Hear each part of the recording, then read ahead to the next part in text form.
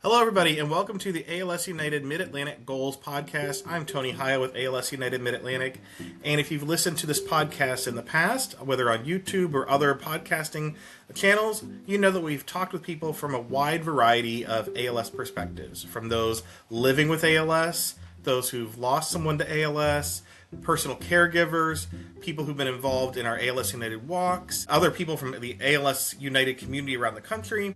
And especially, we love to highlight the people who are working in our ALS United multidisciplinary treatment centers. We are partners with 10 different treatment centers in our region in Pennsylvania, New Jersey, and Delaware, and we serve around 1,500 people with ALS in some way, shape, or form each year in our region. And I'm really excited and proud of the work we're able to do in New Jersey with Jersey Shore University, Hackensack Meridian Health in Neptune, New Jersey with Dr. Mary Sedaris and her team. They have been around for about a decade now as an ALS center, and they have been expanding their care, providing a whole team of multidisciplinary experts so they can treat more people with ALS. Their population of people they're caring for continues to grow because of their exceptional reputation. And they're often at our Seaside ALS United Walk, which is where I met my guest today, Josi Shimkus. She is there with Dr. Sedaris. She is involved with helping our patients. Her title is Inpatient Rehabilitation Manager, and she is in charge of the speech pathology for the people with ALS at the center. So, Josi, thank you so much for talking today. Thank you for inviting me, Tony. So, Josi, I would love to hear first and foremost, what is your background? What is your expertise when it comes to speech language pathology and ALS? Well, I have been in the field of speech therapy for over 30 years. I have worked with patients that have difficulty with swallowing, which is called dysphagia. And we know that that's a common occurrence in our patients that have ALS, as well as working with patients with communication challenges if they're having difficulty speaking or unable to speak. And so providing augmentative communication solutions, which again is another big factor that we need to look at in providing services for our folks in the ALS community. And what was your expertise that brought you to this role? Well, so I work with the administrative team. And so when Dr. Sedaris started this program, I helped to gather our experts in the areas of physical therapy, occupational therapy, and speech therapy. So helping to direct and guide our therapists to provide the services to our ALS team, assessing what their swallowing function is, making recommendations, developing compensatory strategies.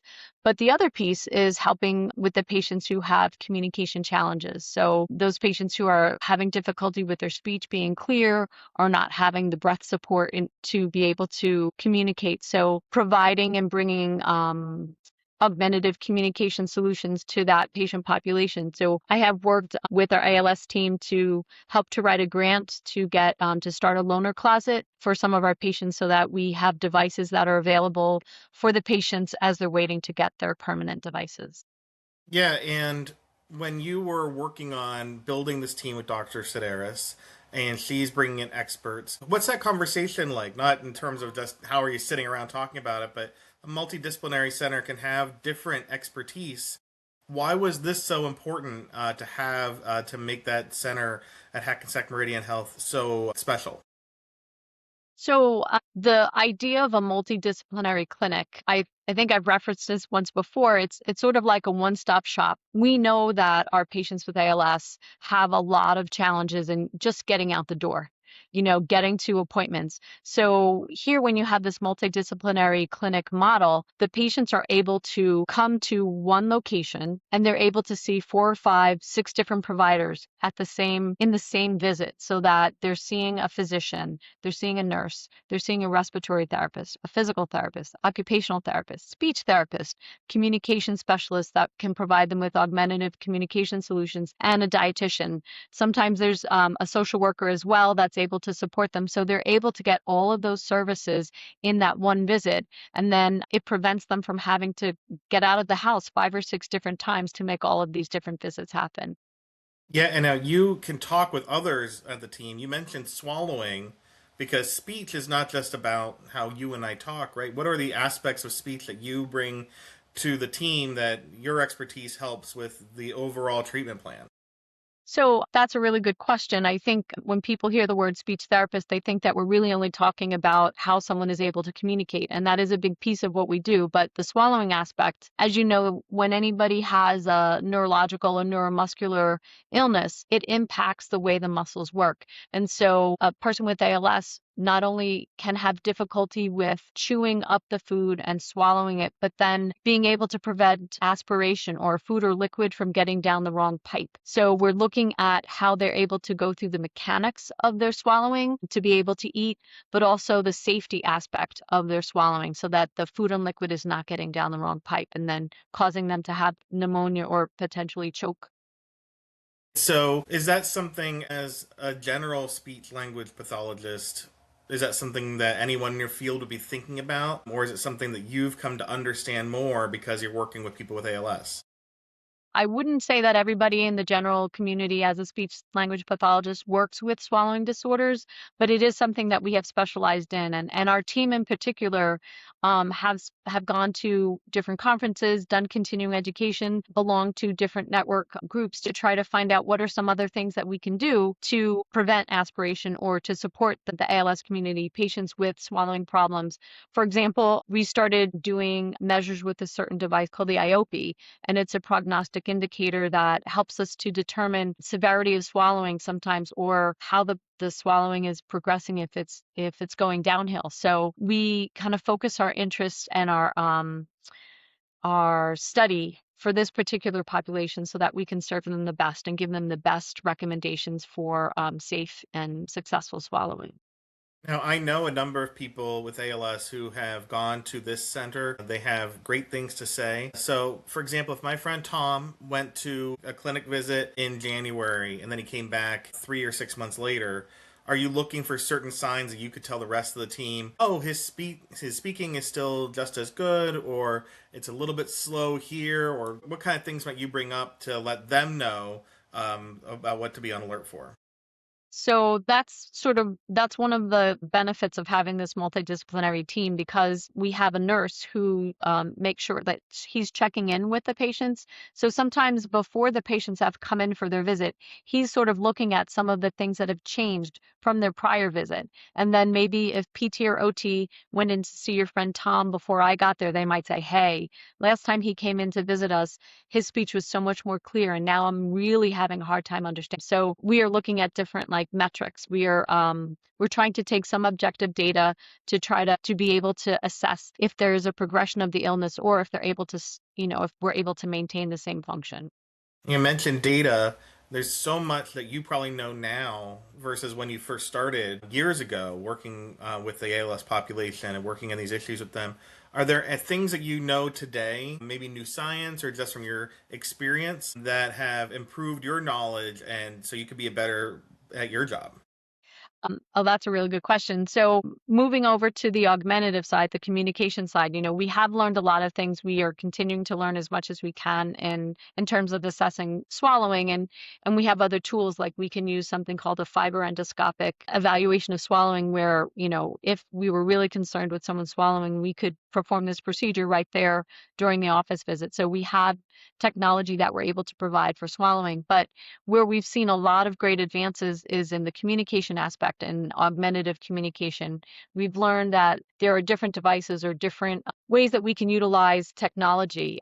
For example, using an Alexa, and you can pair it with your phone or device that you're using, and then you have the ability to control your environment, right? So you can turn off your lights, you can adjust your temperature, you can open your blinds and close your blinds. You can answer the door. You can do lots of different things with some of these environmental controls, and we can use that technology with the devices that we have that are supporting our patients to communicate. And as you probably know, there's been the advances in the BCI, the brain communication interface, which is really exciting. That technology is not really available to us right now, but there's the opportunity then to be able to provide something like that for our patients that have difficulty with communication and really don't have the neuromuscular control to manage a device. And one of the things I know that's really exciting are things like AI avatars. I have two friends in New Jersey, David and Caitlin, different parts of New Jersey, but they use that to communicate as part of our Help and Hope symposium. And so there's a link in our YouTube about that. And so they were able to use voice banking as well. Things that I'm sure when you started sounded like science fiction. And now when you can introduce this to people, it may seem daunting, but a lot of this technology is pretty approachable for people, right?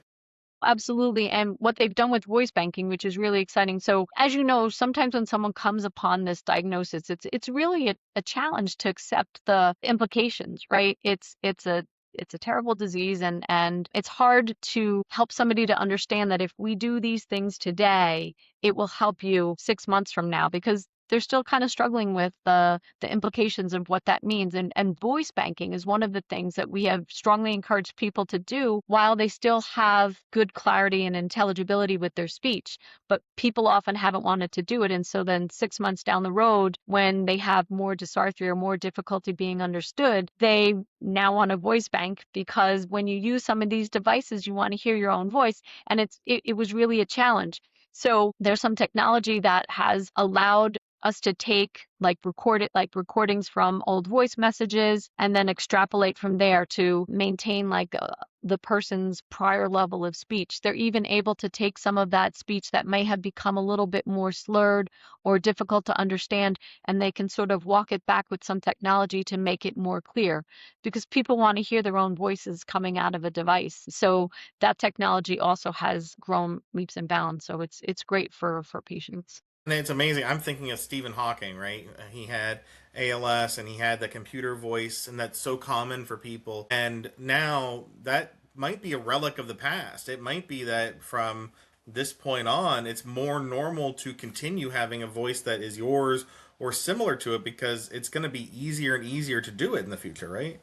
Absolutely. Absolutely. I think that even the way the technology has come along with computer generated voices, they have been able to mimic the prosody and intonation so that it almost sounds like human voice. So then, and in some of the voice banking suggestions, like you could have a brother or a sister maybe record and their voice sounds similar to yours. And so there's lots of different options and opportunities for people with the technology that's available today that wasn't available 10 years ago, or even 5 years ago for that matter. So it is a reason to be hopeful, and we're always looking for reasons to be hopeful.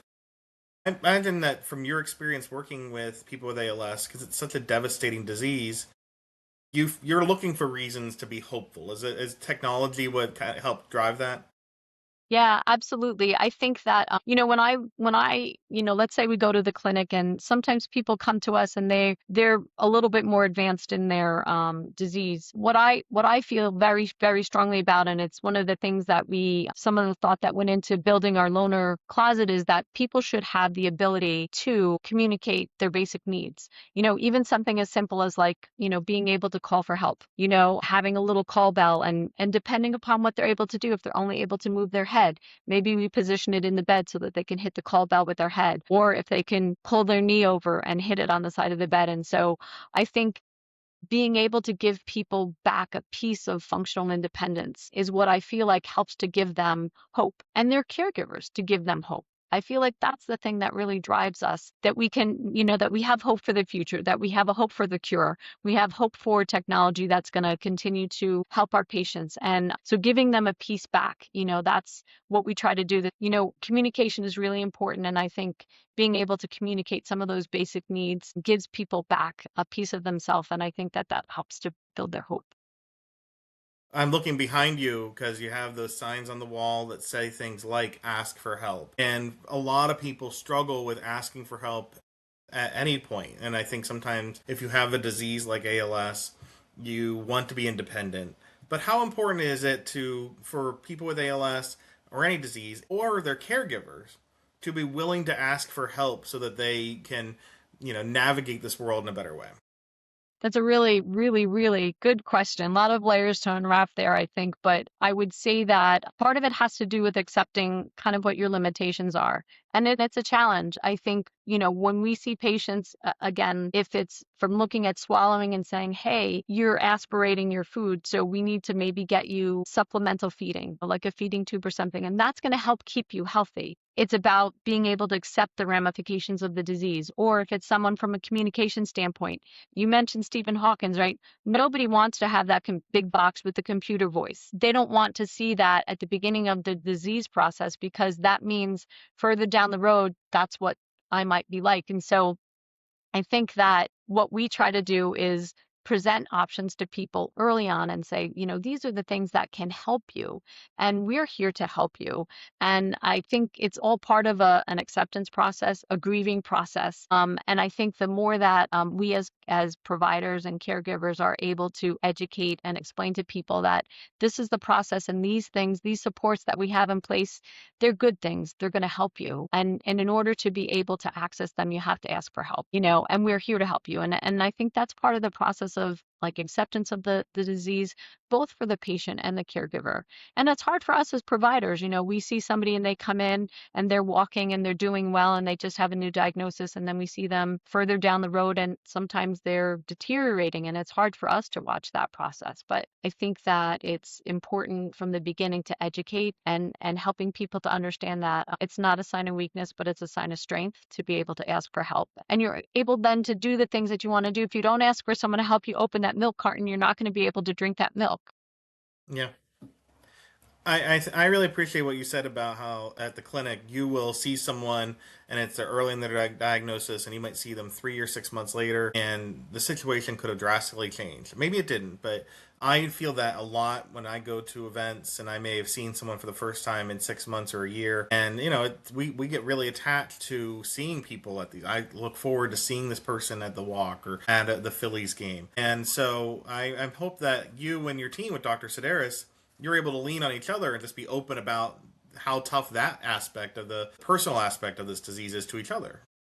Yeah, you're absolutely correct about that. And Dr. Sedaris is an amazing, wonderful provider and leader. And I think she models a lot of that. Again, as we talked about that whole multidisciplinary team, because we have that communication with one another, because we know the patients, because we share about the patients, some people get hit harder than others. Like if they took a really big decline in, say, their physical aspect, maybe the physical therapist or occupational therapist feels it a little bit more than maybe the speech therapist does in that particular visit. So I think that working together with these patients over the years that we've learned to lean on each other and give each other support. People in the ALS community that need support are the caregivers. You mentioned that. We were just talking about that in terms of education. When it comes to speech and speaking issues, what are some of the things you communicate to caregivers about, like what to look for or how to help their loved one who has ALS regarding speech and communication?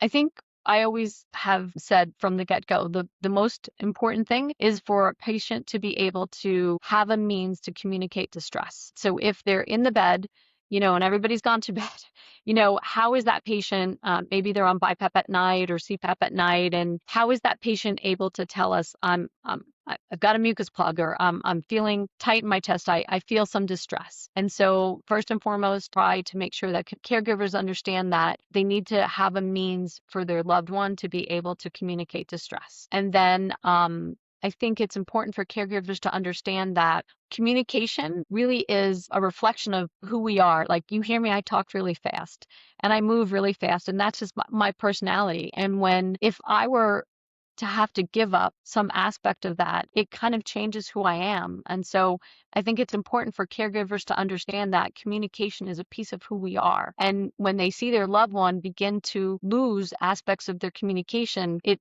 might feel like they're losing aspects of who they are. Say you're married to someone for 30, 35 years and, you start to hear their voice and it's very different from how you've heard it for the past 35 years. It changes. It changes things between people. So I think as a provider, it's important for us to educate caregivers about the changes that are going to take place and what's important, and as best as we can. And I've said this a few times already, but to be able to give them that functional independence so that they don't feel like they're losing parts of themselves. Whatever they can do for themselves, let them do it, however hard it might be. Obviously, speech changes with ALS and with so many other things, but there's almost a positive for a relationship that can happen where it forces you to be a better listener, and you have to sit there and let that person communicate. And I find from my own personal experience with ALS in my family and the other people I know that it's made me a better listener and I think more patient. Is that something that you have communicated to caregivers or you've seen with other family members, that it helps them become a better listener because they have to have that as a tool to take care of their loved one? Oh, I couldn't agree with you more, Tony. I think that with any family member or loved one that's going through a personal struggle or an illness, I think as the caregiver or the loved one that's on the sidelines watching, I think we have to develop patience. And again, a large part of what we do as speech pathologists, whether it's managing swallowing concerns or communication concerns, we're educating the family members, we're educating those caregivers. And we have to make sure that they understand how critical their role is to looking out for problems, being patient, right? Because it takes a longer time to communicate. Sometimes the words are slower. It takes a lot of effort to get words out. And I think that it's a challenge in how we communicate that, because the person, that caregiver, that loved one who's watching their loved one go through this illness, it's hard for them too. So we have to be really delicate in how we communicate that. But I think it's part of what we need to do. We're always educating, and patience and listening and not trying to overdo for that person is something that we communicate and that they have to learn. Yeah, and I don't want to make it sound like there's anything positive about ALS. It's a terrible diagnosis, but I feel like I've seen so many times where a current relationship, whether it's a spouse, friend, neighbor, child, parent, whatever, it grows stronger because they have to nurture that relationship with more patience and compassion, and it kind of puts in perspective that's how we should be treating everybody, regardless of their health. Yeah, I agree with you, Tony. I think that, when we run across something in our lives that is tragic, I think one of the best ways to cope with it is just to practice gratitude, right? To be grateful for those moments that we have, and to live a better each day with a little bit more gratitude, or just be grateful for the moments that we have. So I think that we can always try to find a silver lining in every cloud. And I think that's how we as providers get through some of the things that we get through. We're, working with this population. It's a fatal disease, and you have to, I think, be able to be positive and be grateful that you had the opportunities to support people, in their journey. I was really grateful to see you and the team at our Seaside ALS United Walk this past May. It was fantastic. It was a really nice weather day. Sometimes it's cold, sometimes it's misty. You've been at that walk a couple times now. What's your experience like when we have the ALS United Walk? I have to tell you, I really love it, because you see so many people that come out and support, like there's families that they're all wearing the purple shirt, or, someone from our team, parents come and her sister comes and she brings her kids. And there's so many people that come and show their love and support for the patients that have ALS, to support the cause. It really is, it's overwhelming. It really, and there are days when the weather was bad and it was really cold and people are out there just still trying to raise awareness and show their support. So I just think it's a great event, and happy to be able to be there. For personal privilege here, I just want to tell you one story that's about communication at the walk. My friend Caitlin, who has ALS, she's a young woman with ALS and had it for about 10 years. You've seen her at the walk. And her family is Christian. They're friends with another family friend. They're Jewish. They've been friends for many years, and so her family invites that family over for Easter every year. His family invites her family for Passover, but Caitlin cannot speak anymore. And so when they were doing the Passover readings this year, Mark had talked with her about preparing, and so he joked, "Oh, I know Caitlin can't participate." But they had practiced this, and she was able to participate in the Passover prayers and readings with her assistive technology or computer. Oh, that's great. Surprised everybody and just showed this like bond between families, and it was such a heartwarming, positive thing. You can see made this impact that brought everyone together, Oh, and that's you great. can only do that with communication. Yeah, that's really, really great. I mean, I love that story, Tony. I think that's really, really, really great. Yeah, it's one of my favorite stories I'll get this year because it's one you sometimes it's hard to find the impact of ALS work. because it's individual. It's not like, oh, we built a new building or a new museum or fixed a bridge, but you can see it when you hear these stories, and you get that at events like the walk. Absolutely, absolutely. And I want to just share something to you, like, ALS is really near and dear to my heart, and a passion that I've had sort of in my life for a number of years is running and running marathons and running for different charities. So this year I'm going to be running a marathon in Berlin for the ALS Association. So I'll be raising money and awareness through social media and all these different things. And if I make it through that, I'll probably do a few more for the ALS Association. But it's been a way for me to merge two passions that I have. So I feel like it's a privilege to be able to try to spread the message and to help raise money to support the organization. Well, we have some opportunity to do something with the Philadelphia Marathon with ALS United Mid Atlantic. Happy to have you join us, and however you're doing it, that's wonderful. We have a couple people with us who are running it, or either the full marathon or the half marathon. I will just be watching or hear about separately. I could do some more running, but before we get to that, you guys have worked with people like Steve Spalding, our director of care services here, Janie, and others, our social workers. How important is that connection between what you're able to do at the clinic and then how you can continue to support your patients with our care team from ALS United Mid Atlantic? I think that connection is really, really important. And especially in the early days when we were just getting our clinic off the ground, being able to go back to the organization and get resources and get information and kind of have that pipeline to all of the other things that were going on, the supported events. And then I think Dr. Sedaris one year was awarded some funds for our clinic through ALS United Mid-Atlantic. And I think that the relationships are really important because the connections that we make allow us to then maybe reach other avenues for treatment or clinical trials or understand what's going on. I mean, I think when we went to wasn't this year, it might have been the year before, Our uh, luncheon? the Hope and Oh, yeah, Hope and Hope. Yeah, yeah, Dr. Help and Sedaris Hope. is able to speak and provide Right. some really great expertise. And then we learned about the BCI technology. So I think that all of those relationships help us to learn more and to continue to be able to provide more for our patients in our clinic and our program. Yeah, and we're looking at more ways we can do greater collaboration, even with other similar diseases like Alzheimer's or Parkinson's or FTD and other things, because there's a lot of, whether it's technology or support for caregivers, sometimes there's ways where we can learn from each other, and I'm sure you've learned from your other experts along the way. Absolutely. I couldn't agree with you more. Well, I'm glad that I got to learn a lot from you, and I know we will continue to learn a lot because if we talk again 1 year, 3 years, 5 years, 10 years later, the whole atmosphere of communication in ALS could be vastly different.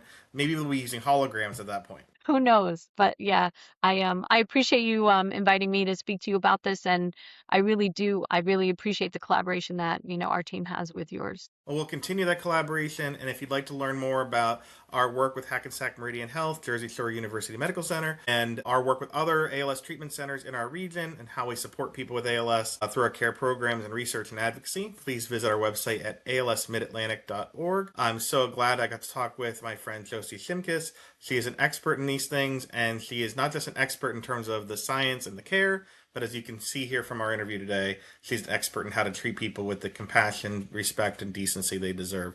So thank you, Josie, and all the best to you and your care team. Thank you. Thank you, Tony.